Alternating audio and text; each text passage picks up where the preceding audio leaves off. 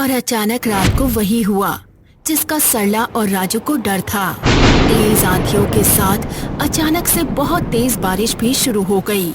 सरला, राजू और विनीत अचानक से उठे और घर की दीवारों को ढकने में लग गए। और अचानक से राजू ने भागते हुए विनीत से कहा, बेटा अपनी मम्मी के साथ घर का ख्याल रखना। अरे लेकिन आप कहाँ चले? लेकिन जब शाम को सरला उसे उठाने की कोशिश करती है तो उसे पता चलता है कि ठंड लगने के कारण राजू सरला और विनीत को छोड़कर इस दुनिया से ही जा चुका है। तेरे पापा भले हमें छोड़कर चले गए हैं, लेकिन तेरी माँ अभी भी जिंदा है। मुझे दिन में 18 घंटे काम करना पड़े या 24 घंटे, मैं तुझे पढ़ाऊंगी। तुझे किसी भी चीज की कमी नहीं महसूस होने दूंगी।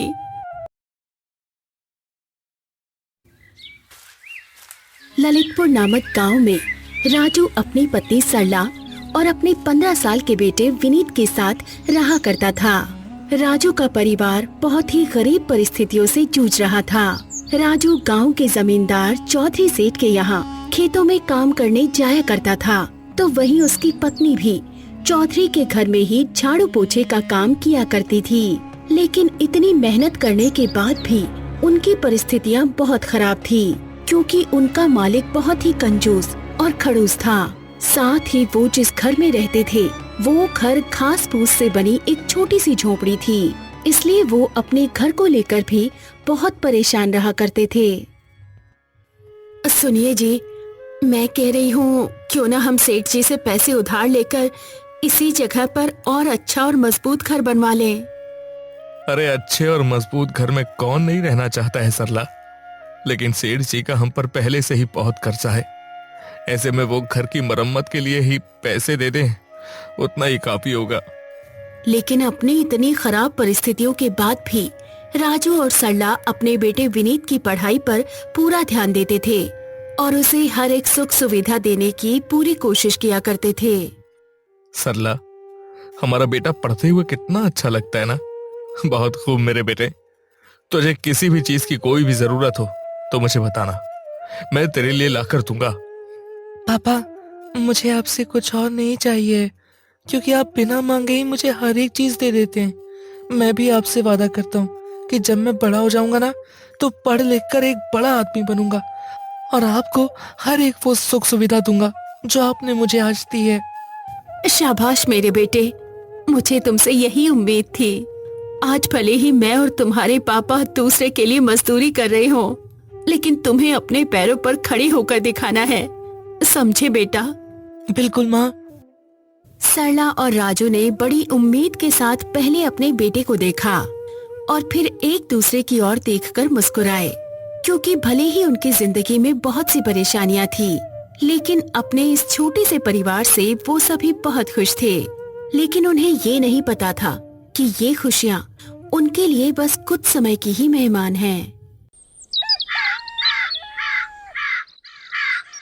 अगली सुबह जब वो सभी उठे तो उस दिन का मौसम बहुत ही ठंड से भरा हुआ था और बारिश होने की भी संभावना नजर आ रही थी। इसलिए पत्नी सरला ने राजू से कहा, सुनिए जी, आज बहुत ज्यादा ठंड है, आप बहुत ही संभाल कर खेतों में काम करिएगा और पानी से बचने की कोशिश कीजिएगा। खेतों में काम, वो भी पानी से बचते हुए? तुम भी अच्छा मजाक कर लेती हो सरला। अरे ठंड होगी, बरसात, हमें काम तो करना ही पड़ेगा ना।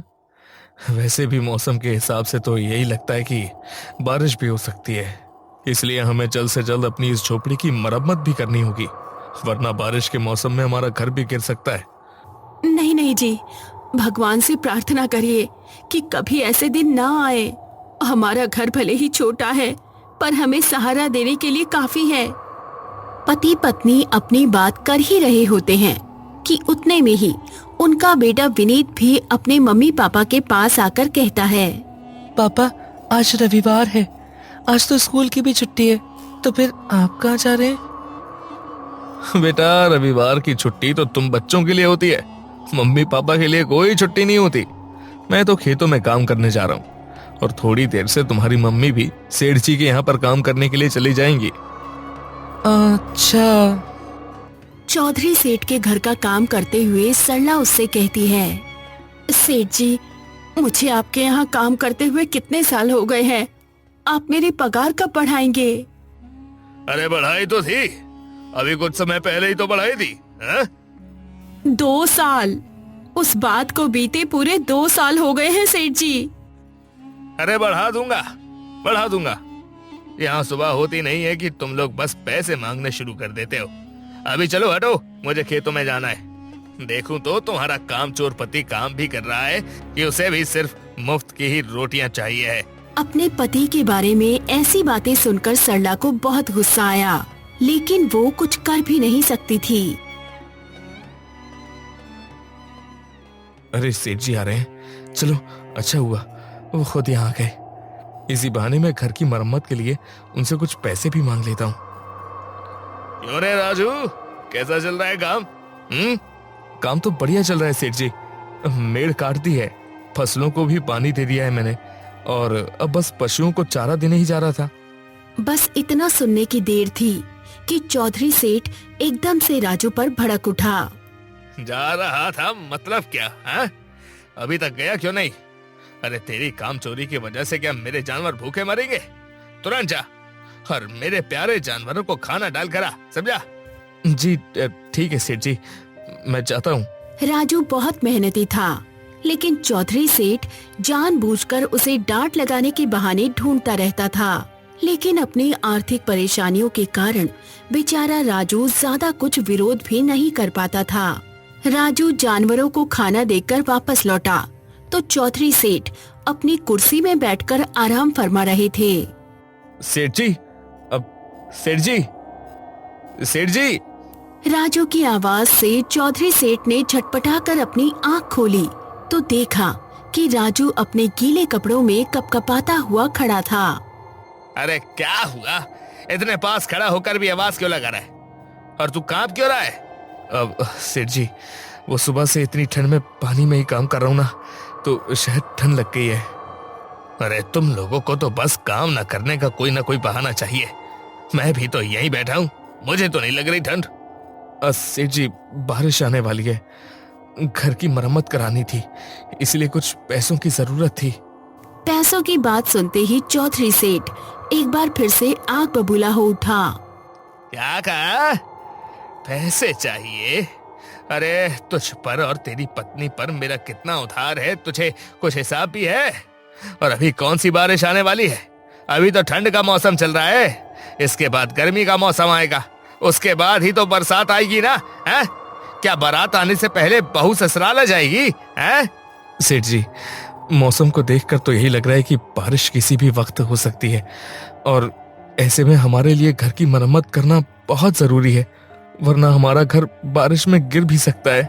ये सब तुम लोगों के पैसे निकलवाने के बहाने हैं। और अगर बारिश होगी तो तू पहले मेरे खेत को बचाएगा या अपने घर की मरम्मत करेगा? बता। सेठ जी, आपके खेतों से ही मेरे घर की रोजी रोटी चलती है, इसलिए मैं आपके खेतों को ही पहले बचाऊंगा। ठीक है, तो फिर खेतों में ही ध्यान दे, और जब बारिश आएगी तब की तब देखेंगे। घर जाओ तो उनकी बीवी पैसे बढ़ाने को कहती है, यहाँ आओ तो इन साहब को भी पैसे चाहिए होते हैं। ये बेचारा चौधरी जाए तो जाए कहाँ? इतना कहकर चौधरी वहाँ से चला जाता है और उदास राजू दोबारा से खेतों में काम करने लगता है। लेकिन अब भी उसके मन में यही चल रहा था कि अगर कुछ नहीं किया गया तो बारिश में उनका क्या होगा। अरे आप तो बहुत भीगे हुए हैं जी, जल्दी से कपड़े बदल लीजिए वरना आपको ठंड लग जाएगी। राजू का उदास चेहरा देखकर सरला समझ चुकी थी कि चौधरी सेठ ने घर की मरम्मत के लिए पैसे नहीं दिए, लेकिन वो दोनों विनीत के सामने अपनी परिस्थितियों को नहीं रखना चाहते थे। इसीलिए दोनों ने एक दूसरे की ओर देखा लेकिन कुछ भी नहीं कहा, और रात का खाना खाकर पूरा परिवार सो गया। और अचानक रात को वही हुआ जिसका सरला और राजू को डर था। तेज आंधियों के साथ अचानक से बहुत तेज बारिश भी शुरू हो गई। सरला, राजू और विनीत अचानक से उठे और घर की दीवारों को ढकने में लग गए। और अचानक से राजू ने भागते हुए विनीत से कहा, बेटा अपनी मम्मी के साथ घर का ख्याल रखना। अरे लेकिन आप कहाँ चले? अरे मैं तो खेतों में जा रहा हूँ, फसल को कोई नुकसान ना हो जाए कहीं। सारी रात राजू चौधरी सेठ के खेतों को और सरला और विनीत अपने घर को बचाने में लगे रहे। जैसे तैसे बारिश बंद हुई तो राजू की मेहनत रंग लाई और चौधरी सेठ की फसलें बर्बाद होने से बच गई। लेकिन सरला और विनीत अपने घर को नहीं बचा पाए। उनके घर को इस बारिश से बहुत ज्यादा नुकसान हुआ।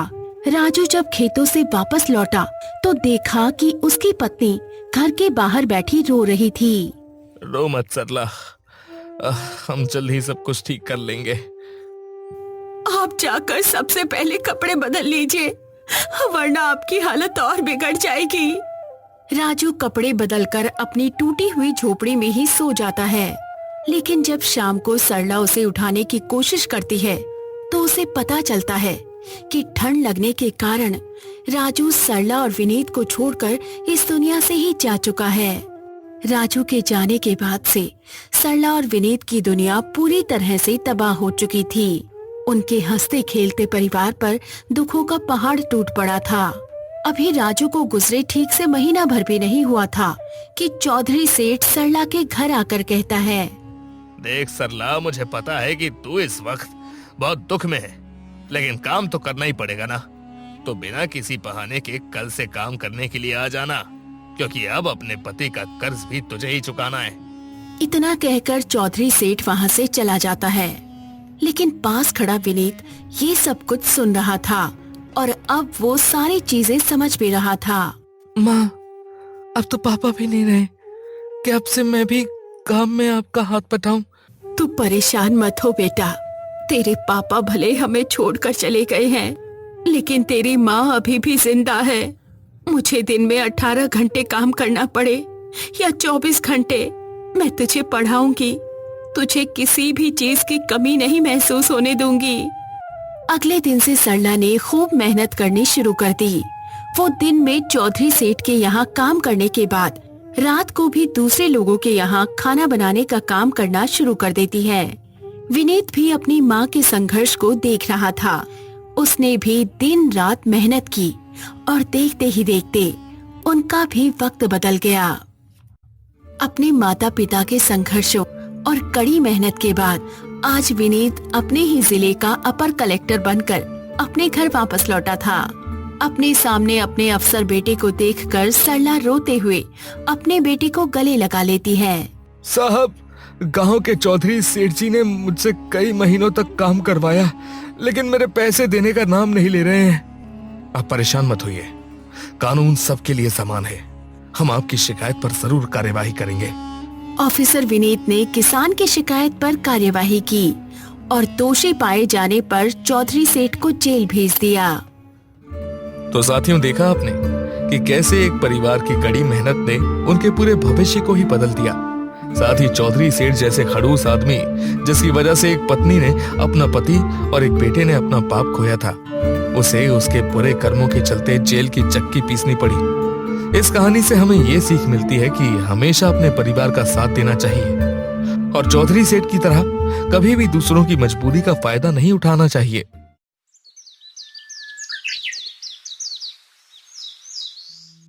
एक समय की बात है, शांतिपुर नाम का एक गांव था। वहाँ के लोग अपनी मूर्खता के कारण कई गांव में प्रसिद्ध थे। गांव-गांव में उनकी चर्चाएं काफी मशहूर थी कि कैसे वो लोग एक दूसरे की बातों में आकर बेवकूफी करते थे और खुद का ही नुकसान कर बैठते थे। लोग इस गांव को मूर्खों के गांव के नाम से भी जानते थे। उस गांव के लोग बहुत साफ दिल के हुआ करते थे और काफी मेहनती भी थे, लेकिन अपनी हरकतों और मूर्खता की वजह से वो हमेशा मात खा जाते थे। गांव में बड़ी हरियाली थी, एक बड़ा तालाब और हरे भरे खेत थे। किसान वहाँ खेती किया करते थे।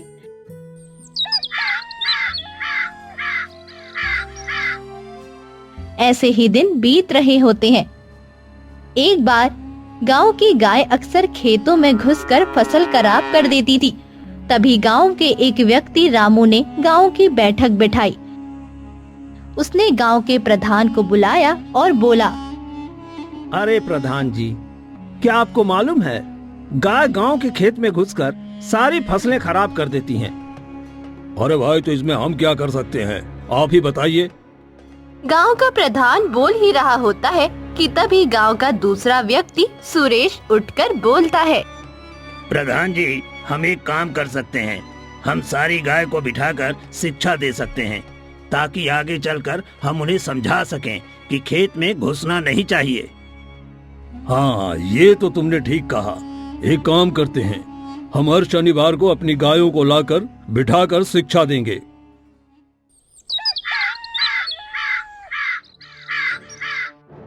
अब सारे किसान मिलकर हर शनिवार को अपनी गायों को लेकर बिठाकर शिक्षा देने लगे थे। वे गायों को हाँ और ना बोलना सिखाते थे।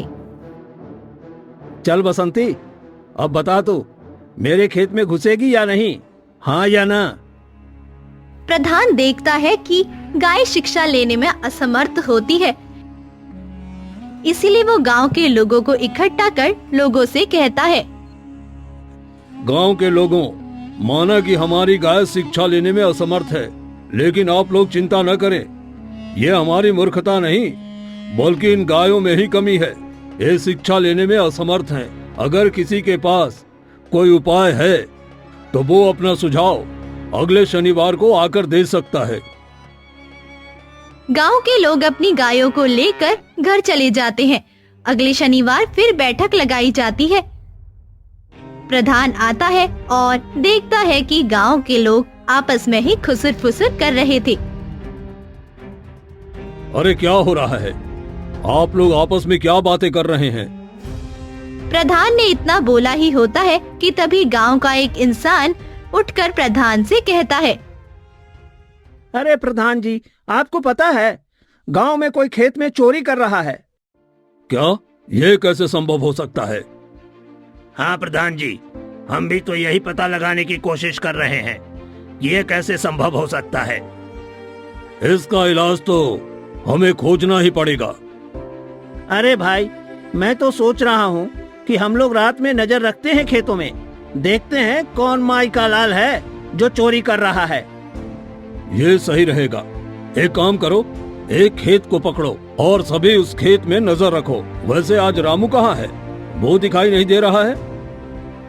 अरे रामू नहीं आया है प्रधान जी, कह रहा था कल रात ठीक से सोया नहीं है, तो आज दिन में अपनी नींद पूरी कर रहा है। अच्छा ठीक है, अब एक काम करते हैं, हम रामू के खेत में ही नजर रखेंगे। उसे अपनी नींद पूरी करने दो। हम रात को रामू के खेत में जाएंगे और उस पर नजर रखेंगे। हाँ प्रधान जी, यही ठीक रहेगा।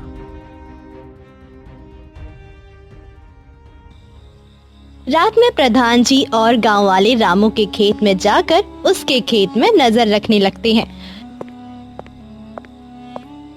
तभी वो देखते हैं कि एक चोर रामू की खेत की तरफ जाकर चोरी करने वाला होता है। प्रधान जी सभी गांव वालों के साथ दबे पांव उस चोर की तरफ जाते हैं और चोर को एक जाल में दबोच लेते हैं। चलो, हमारे हाथ आ ही गया, ले चलो इसे उस पेड़ के नीचे। गांव वाले उस चोर को उस हालत में उस पेड़ के नीचे लेकर चलते हैं और पेड़ के नीचे बिठा देते हैं। सुरेश उस चोर का नकाब उसके चेहरे से हटाता है, लेकिन अचानक से सुरेश चौंक जाता है। अरे रामू, लेकिन तू अपने ही खेत में चोरी क्यों कर रहा था? हाँ? अरे तुम पगला गए हो क्या रामू? अपने ही खेत में चोरी कौन करता है? हाँ? तो क्या करते प्रधान जी, आप ही बताइए। गाय हमारी सारी फसल खा जाती है, तो हमने सोचा इतने नुकसान होने से तो अच्छा है खुद के खेत में चोरी करके हम अपना ही नुकसान कर लेते हैं। अरे तो बुड़बक, इसका मतलब ये थोड़ी ना है कि तुम चोरी करोगे, वो भी अपने ही खेत में। रामू प्रधान से कहता है। तो फिर क्या करें प्रधान जी, आप ही बताइए। अरे एक काम करो, दूसरों की खेत में चोरी करो। अपने खेत में चोरी करते हुए अच्छे थोड़ी ना लगोगे। हाँ? हाँ, प्रधान जी सही कह रहे हैं, अब से हम यही करेंगे। ये सुनते ही सभी गांव वाले एक दूसरे के खेत में अगली रात से चोरी करने लगते हैं। धीरे धीरे खेत की फसलें गायब होने लगती है। ये देखकर गांव का एक व्यक्ति प्रधान के पास जाता है और कहता है। प्रधान जी, खेत की सारी फसलें धीरे धीरे गायब हो रही है। ये कोई उपाय नहीं है। हमें कोई दूसरा उपाय खोज निकालना होगा। ये तो बड़ी दुविधा की बात हो गई है। हमें कुछ तो करना ही होगा। प्रधान जी फिर से सोच में पड़ जाते हैं। थोड़ी देर बाद प्रधान जी कहते हैं, अच्छा तुम अभी घर जाओ, हम कुछ सोचते हैं। प्रधान जी के कहने पर वो व्यक्ति घर चला जाता है। ऐसे ही एक और दिन बीतता है कि अगले दिन बारिश शुरू हो जाती है।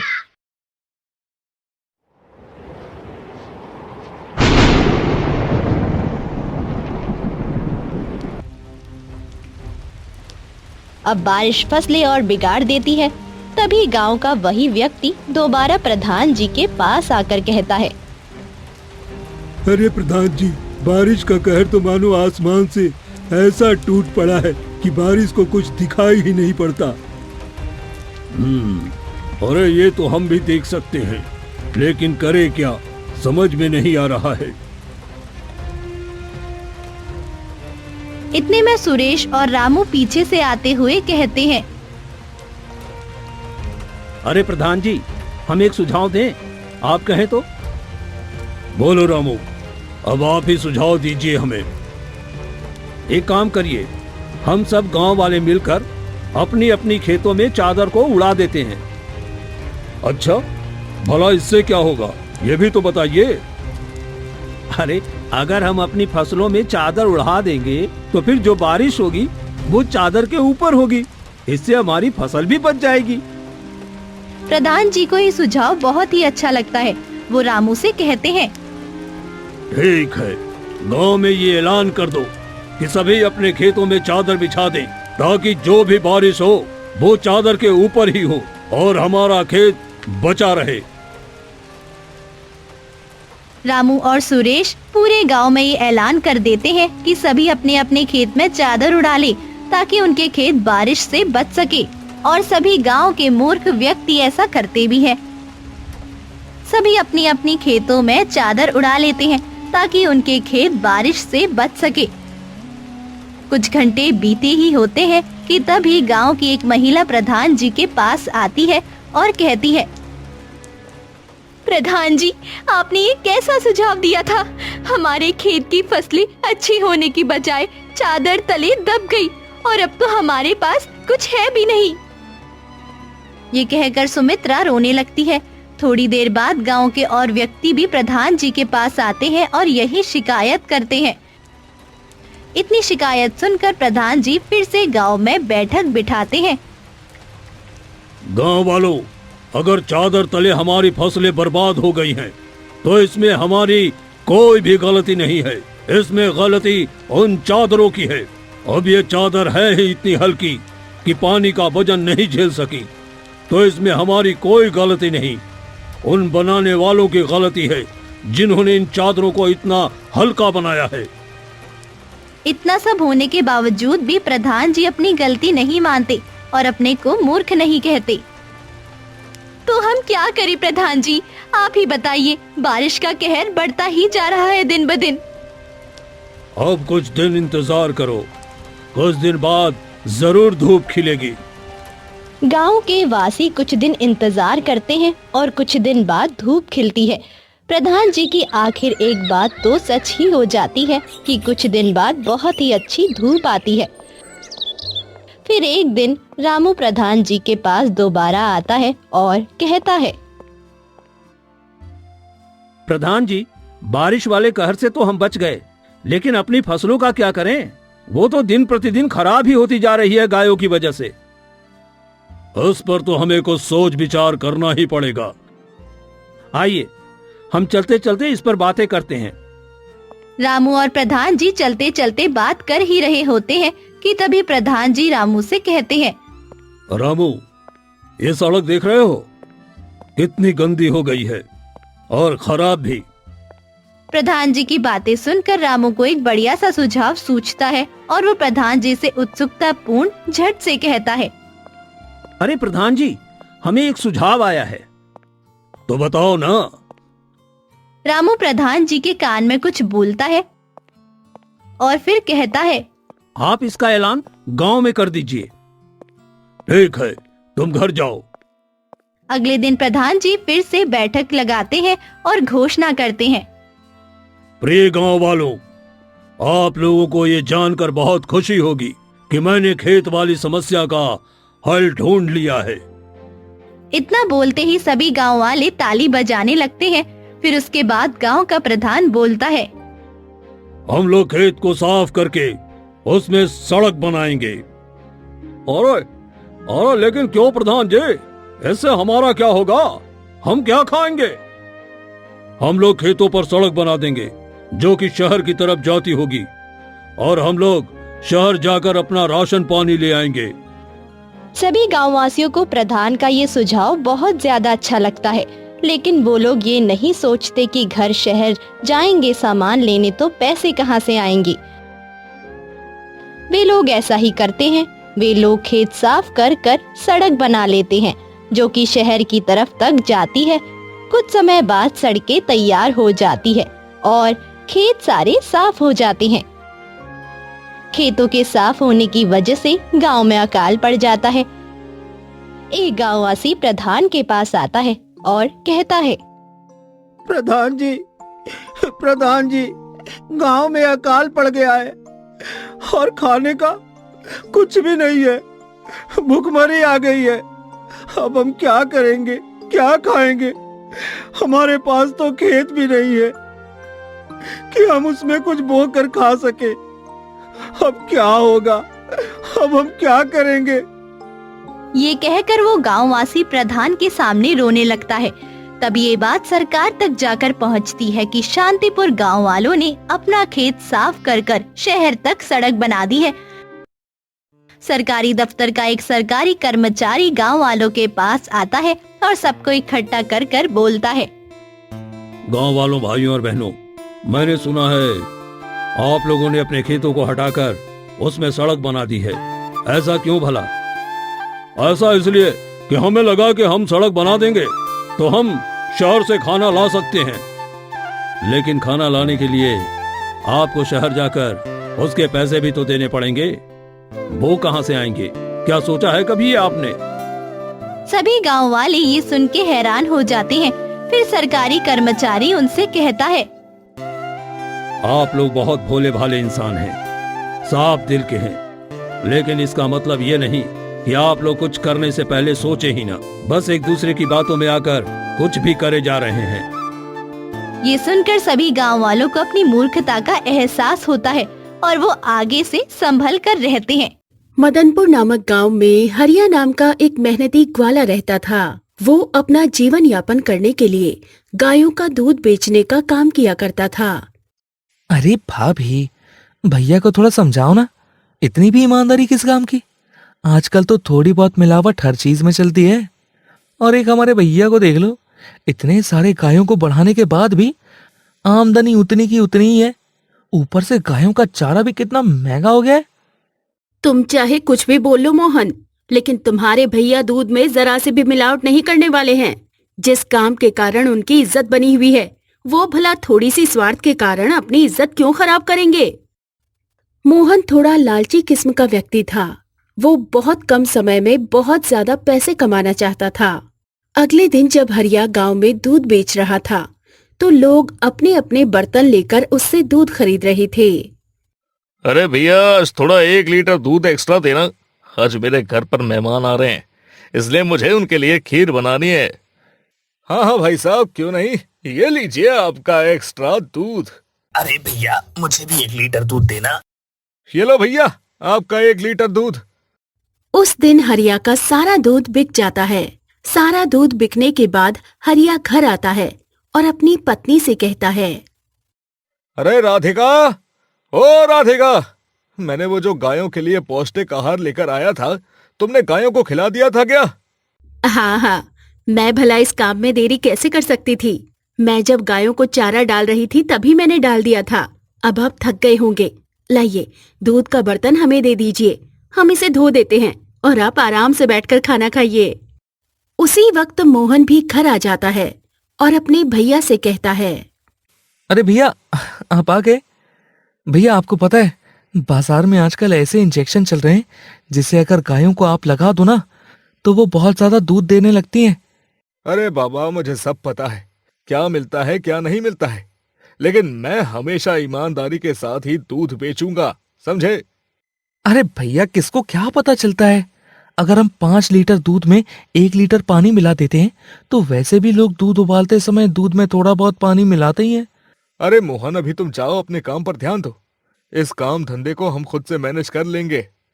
तभी हरिया का छोटा भाई मोहन बोलता है। लेकिन भैया, मैं भी कहाँ कुछ गलत बोल रहा हूँ। मैं भी यही सोचता हूँ कि अगर आप इतनी मेहनत कर रहे हैं इस काम में तो थोड़े बहुत एक्स्ट्रा पैसे कमाना तो बनता है ना। अरे मोहन, पैसे ईमानदारी से भी कमाए जा सकते हैं, समझे? आप बिल्कुल भी नहीं समझोगे भैया।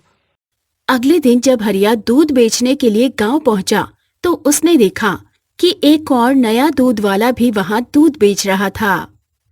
आइए आइए, दूध लीजिए, बढ़िया ताजा ताजा गाय का दूध लीजिए, एकदम मार्केट से सस्ते रेट में।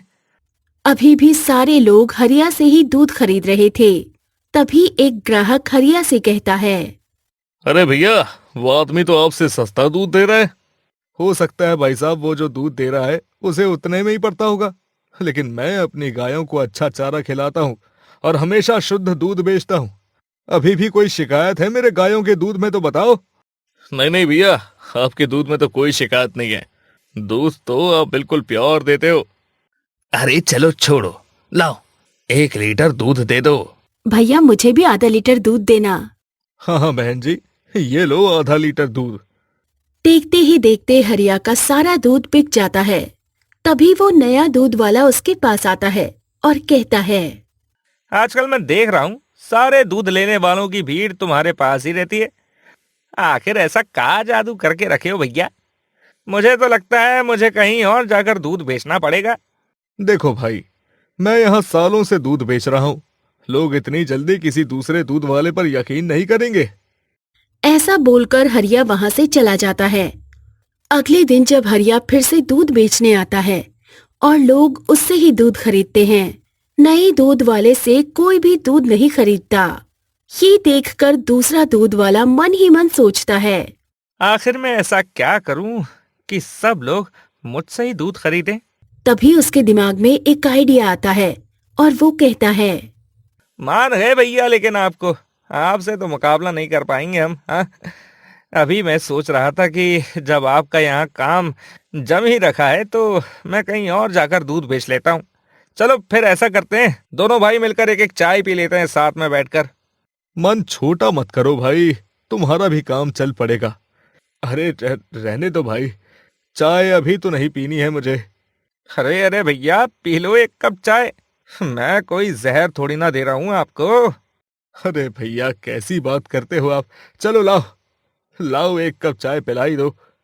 तभी वो दूध वाला 2 कप चाय बनवा कर लाता है और हरिया के चाय में वो कुछ मिला देता है। चाय पीकर हरिया जब घर पहुंचा तो उसे पेट में दर्द जैसा महसूस होने लगा। उसने अपनी पत्नी से कहा।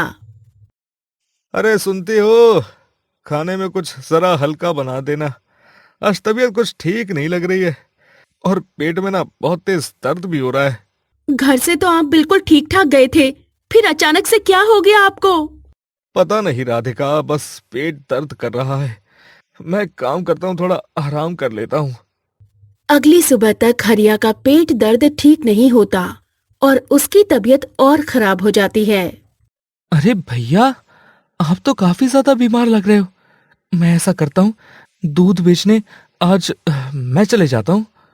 ठीक है मोहन, आज तू दूध बेचने चला जा, लेकिन ध्यान रखना ग्राहकों के साथ कभी भी धोखा मत करना। किसी भी तरह की कोई चालाकी करने की कोशिश मत करना। ग्राहक भगवान का रूप होते हैं। हाँ हाँ भैया, मुझे पता है। आप बस आराम करो और दूध बेचने मैं जा रहा हूँ। लेकिन मोहन थोड़ा स्वार्थी किस्म का व्यक्ति था। भैया के लाख समझाने के बाद भी वो दूध बेचने से पहले दूध में पानी मिला लेता है और गांव की ओर निकल पड़ता है दूध बेचने के लिए। अरे तुम कौन हो? मैंने तुम्हें पहले कभी नहीं देखा। और वो कहाँ गया जो यहाँ दूध बेचता था? वो मेरे भैया हैं। आज उनकी थोड़ी तबीयत खराब है ना, इसलिए दूध बेचने आज मैं आया हूँ। उस दिन मोहन का सारा दूध बिक जाता है और वो अपने बर्तन लेकर घर चला जाता है और दूसरा दूध वाला वहीं बैठा रहता है। मेरे भैया कितने बुद्धू हैं। मैंने आज दूध में पानी मिलाया, फिर भी सारा दूध बिक गया और ऊपर से एक्स्ट्रा कमाई भी हो गई। लेकिन पता नहीं भैया को क्या परेशानी है ऐसा करने में। अब ये पैसा भैया को दूंगा और मैंने जो एक्स्ट्रा कमाया है वो मेरे हो जाएंगे। अरे मोहन, दूध बिक गया सारा? हाँ भाभी, सारा दूध बिक गया। भैया की तबीयत कैसी है अब? अभी तक ठीक नहीं हुए हैं, लगता है उन्हें डॉक्टर के पास ले जाना पड़ेगा। राधिका हरिया को डॉक्टर के पास ले जाती है। डॉक्टर कहते हैं, शायद उन्होंने कुछ गलत चीजें खा ली हैं, जिसकी वजह से इनका पेट खराब है। मैंने इसकी दवा दे दी है, जल्द ही ये ठीक हो जाएंगे। इधर मोहन रोज लगातार दूध में पानी मिला मिला कर ग्राहकों को दूध बेच रहा था।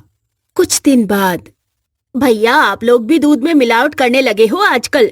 कितना पतला दूध दिया था आपने कल मुझे। सही कह रही हो बहन जी, दूध बहुत पतला दे रहा है आजकल। हरिया कब आएगा दूध देने? मुझे लगता है कि तुम दूध में मिलावट कर रहे हो आजकल। अरे कैसी बात कर रहे हो आप सब? मैं और भैया कभी भी दूध में मिलावट नहीं करते। आप सिर्फ अपनी बात करो भैया, अपने भैया को बीच में मत लेकर आओ। उनके दूध में आज तक कभी भी मिलावट नहीं मिली। अगर तुमसे पानी ही खरीदना है तो बगल वाले से क्यों ना ले ले दूध, वो आदमी तो तुमसे सस्ता दूध भी दे रहा है। ऐसा बोलकर सारे ग्राहक दूसरे दूध वाले से दूध लेने लगते हैं और मोहन अपना दूध लेकर ऐसे ही बैठा रहता है। इधर दूसरे दूध वाले की तो आज बल्ले बल्ले हो गई। सभी लोग उससे दूध लेकर चले जाते हैं। अब मोहन को कुछ समझ नहीं आता कि वो इतने सारे दूध का करे तो करे क्या। यदि मैं अपने भैया को सारी सच्चाई बता दूंगा तो वो मुझ पे गुस्सा जरूर करेंगे, लेकिन इस स्थिति को संभाल लेंगे। आज तो मेरा सारा दूध बिक गया। वाह भाई वाह, क्या बात है। एक भाई ईमानदार और दूसरा बेईमान। अगले दिन, आज से मेरी तबीयत ठीक लग रही है। अब कल से मैं दूध बेचने जाऊंगा। अरे काम तो हो रहा है ना भैया, आप कुछ दिन और आराम कर लो, तब तक मैं दूध बेचने चला जाऊंगा। अरे नहीं नहीं, तेरी पढ़ाई का नुकसान हो रहा है मोहन। वैसे भी मुझे अब ठीक लगने लगा है, कल दूध देने मैं ही जाऊंगा। अगले दिन जब हरिया फिर से दूध बेचने जाता है तो वहाँ देखता है कि अब सारे लोग दूसरे दूध वाले से दूध ले रहे हैं। ये देखकर हरिया अचंभे में पड़ जाता है। लीजिए लीजिए, ताजा दूध लीजिए, बढ़िया गाय का दूध लीजिए। भैया आपसे ऐसी उम्मीद कभी नहीं थी। अपने भाई से आपने मिलावटी दूध बिकवा दिया हमें। अगर आप दूध की थोड़ी कीमत बढ़ा देते तो हमें कोई दिक्कत नहीं होती। आपने तो इतने सालों का भरोसा ही खत्म कर दिया। अरे बहन जी, ये क्या बोल रही हो आप? मुझे तो कुछ भी समझ में नहीं आ रहा। मेरी थोड़ी तबीयत खराब हो गई थी, इसलिए मैं नहीं आया। पर मोहन तो रोज आ रहा था दूध बेचने। और वो दूध में इतना पानी मिलाकर ला रहा था कि आप पूछो ही मत। आपसे अच्छा तो इन भैया का दूध है और आपसे सस्ता भी। उधर दूसरा दूध वाला ये सारी बातें सुनकर मन ही मन खुश हो रहा था। हरिया गुस्से में अपने दूध के बर्तन को उठाता है और घर चला जाता है। 4 दिन में ही दिखा दी ना अपनी होशियारी तुमने। अरे मेरे सारे ग्राहक दूसरे दूध वाले को मिल गए और इतने सालों से मैंने जो इज्जत कमाई थी वो भी गंवा दी। तुमने एक बार भी मेरे बारे में नहीं सोचा। वहां पर सब लोग मुझे स्वार्थी दूध वाला और पता नहीं क्या क्या बोल रहे थे। कितनी शर्म की बात है ये। भैया मुझसे बहुत बड़ी गलती हो गई और मैं ये बात कल आपको बताने ही वाला था, पर डर के मारे बता नहीं पाया। मुझे माफ कर दो भैया, मैंने थोड़े से स्वार्थ के कारण आपका कितना बड़ा नुकसान करवा दिया। अरे अब मैं इस माफी का क्या करूंगा? अब तो लोग हम पे भरोसा नहीं करेंगे ना। उधर उस दूसरे दूध वाले से दूध लेकर सबके पेट खराब होने शुरू हो गए। लेकिन हरिया फिर भी वहाँ रोज दूध बेचने जाता था। उसके बाद कुछ लोग भरोसा करके फिर से हरिया के पास दूध लेने आते हैं और दूध की अच्छी क्वालिटी देखकर फिर से सारे लोग हरिया से दूध खरीदने लगते हैं। मोहन भी वहाँ आकर अपनी सच्चाई सबको बता देता है और लोगों से माफी भी मांग लेता है।